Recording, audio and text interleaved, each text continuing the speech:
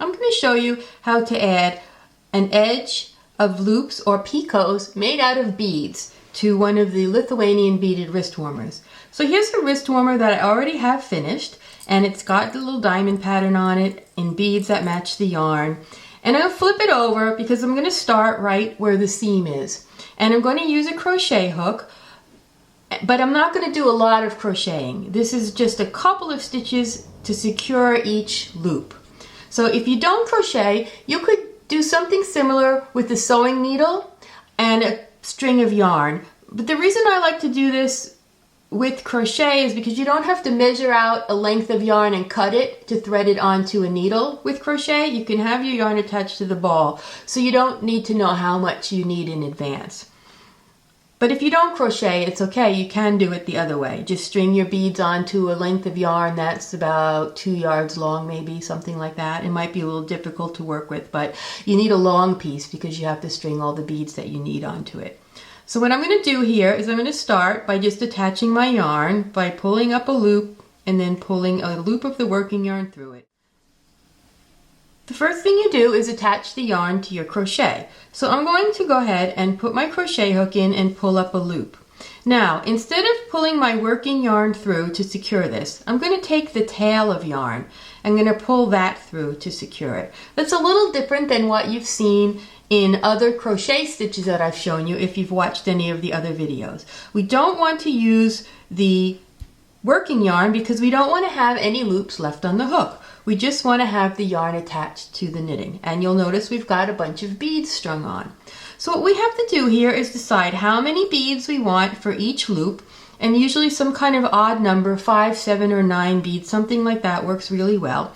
And you can just fudge around and make little picots and see what they look like and what size you want them to, and decide how many beads you want. And of course, normally you would use the same color beads and the same yarn that you've used for your wrist warmer, but I wanted this to show up a little better.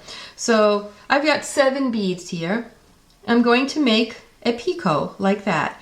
And then you have to decide how many garter ridges you want to skip before you attach the knitting to the beaded edging. And so I'm going to skip just 1 stitch here, or 1 garter ridge, and go into the second one. And I'm going to go under 2 strands of yarn on the edge of the knitting with my crochet hook, and I'm going to pull up a loop. And then I'm going to pull another loop through that.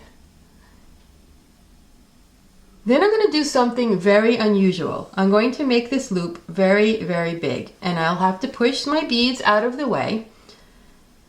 I'll make this loop very, very big because I'm going to do something that is really strange in crochet, but what it's going to do is fasten this off so that these beads are completely secured.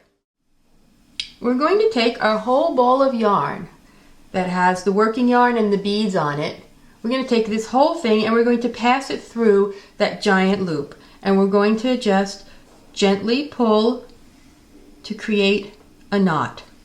And can you see how that is actually fastening this off and creating a separate element here? Now we're going to go along and we're going to get 7 more beads, and we'll do the same thing again. 1, 2, 3, 4, 5, 6, 7. And I'll put them across here. I'll make a second picot. You can see how they're coming to create a nice little edge.